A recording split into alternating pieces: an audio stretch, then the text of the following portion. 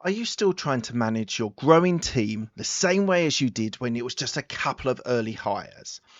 That might be the very reason you're feeling stuck, burnt out, or like you are constantly putting out fires. In today's video, I want to walk you through how the role of a founder changes as you're managing teams from 1 or 2 or 3 people to leading teams above 30. Trust me, the shift is bigger than most founders realize, and if you don't make it, your business won't scale properly.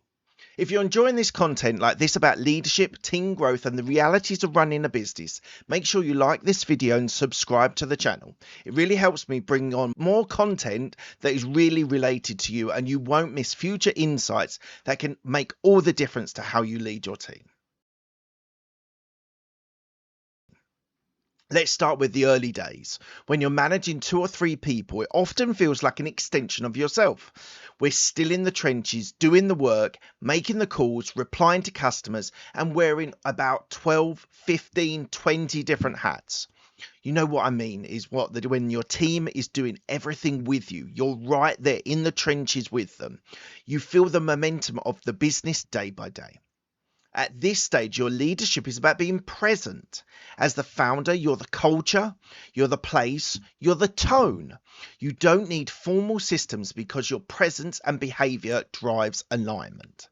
Your team is small enough to absorb your energy directly.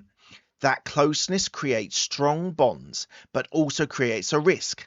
People can become dependent on you, and you can be the blocker. Founders often say, I'll do it faster, let me just do it. And while this is true in short term, it stops your team from growing. Your job at this stage is to develop trust and confidence in the other members of the team. That means letting go even when you know you can do it better and faster. That is the first leadership challenge, and we are going to cover this today in depth to be able to give you an idea of when that time is to free up your time, pass on to other people, delegate things over to other people in the team. As you grow past 5 or 6 people, the dynamics start to shift. Informal systems stop scaling. Team members need more clarity about their roles and responsibilities. You'll find yourself repeating the same information to lots of different people.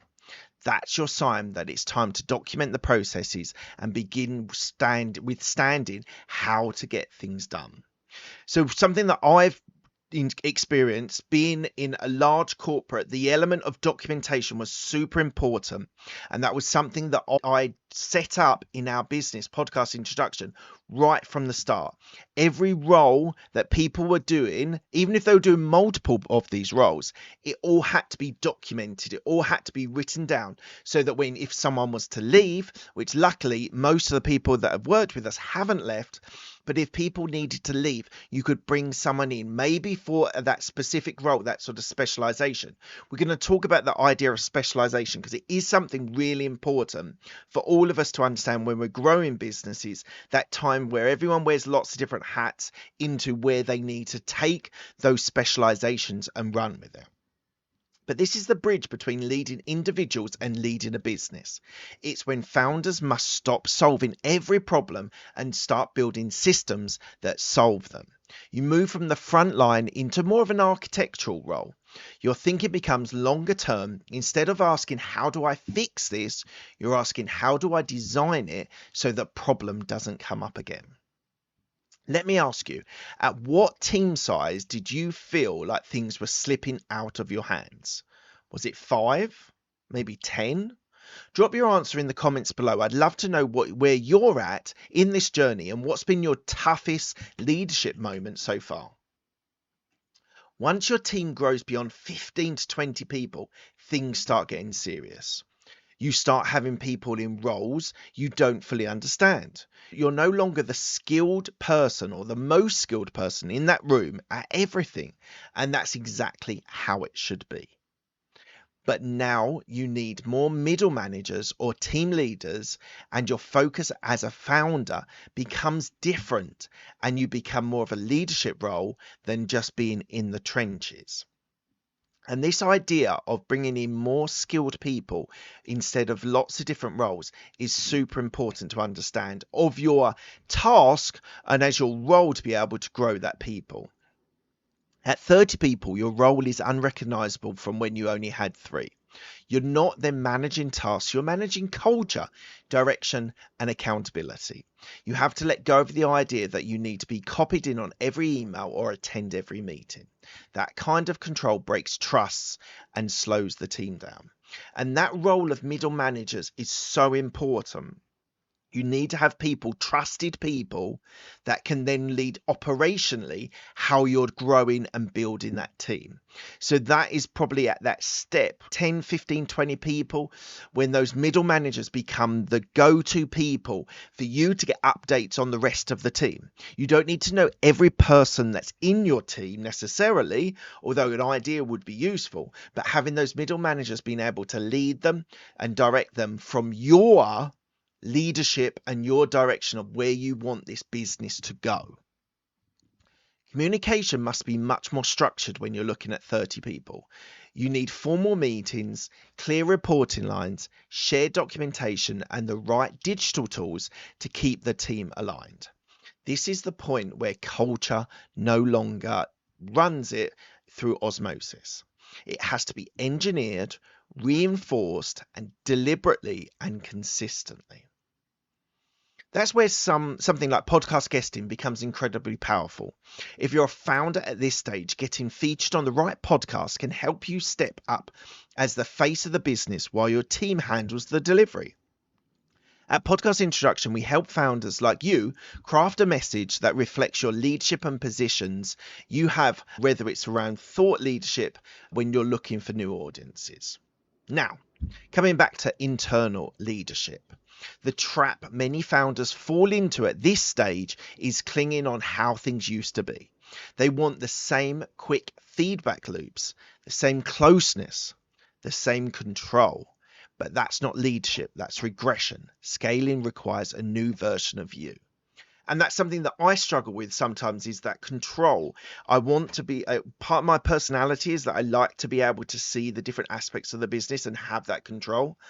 But as a leader, I've learned that I need to devolve. I need to delegate that control over to others, partly because they might be better at it than you, partly because you need to be looking at other things about growing that business, the direction of the business, next 6, 12, 18 months of that business, rather than dealing with the day-to-day running. So it is super important that you think of yourself as a leader and not as an operations manager.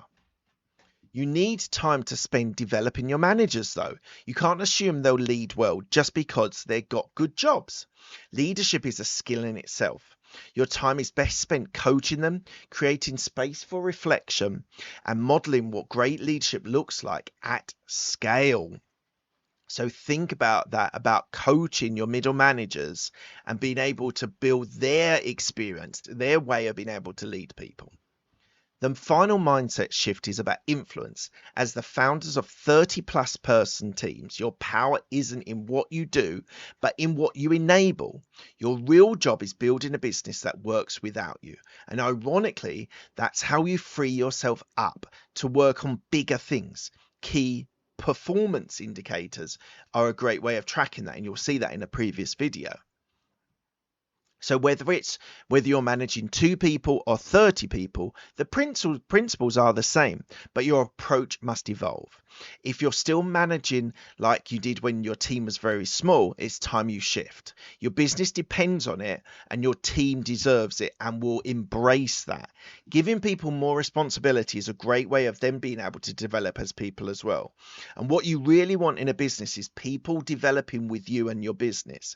At certain points, when you start building in bigger teams, you might have to bring people in that go across some of the people in earlier stages. And that's a very common thing, that when you move from people with multiple hats to single specializations, it is sad, but some people have to be let go because they do not have the flexibility. They have too much flexibility. They don't have the diligence to stay on one thing. And that is sometimes just the realities of business. And you have to be able to understand that your team, your growth, your scaling is more important than an individual that might have been with you right from the start. Look, thanks for watching. If this has resonated, make sure you give this video a like and subscribe to the channel. And if you're ready to become the voice of your business and get booked on podcasts your ideal clients might actually be listening to, check out Podcast Introduction using the link in the description below. And don't miss out on the next video here that we're going to be talking about business, leadership, growth, and I'm super excited to see this channel grow in lots of different ways. And if you've got any comments that you would like on content, whether it's individuals you'd like me to interview or whether it's subjects you'd like me to talk about, hit me up in the comments. I'd love to hear your thoughts and we can get those videos created. Thank you so much for your time. It's been an absolute pleasure. I'll see you in the next one.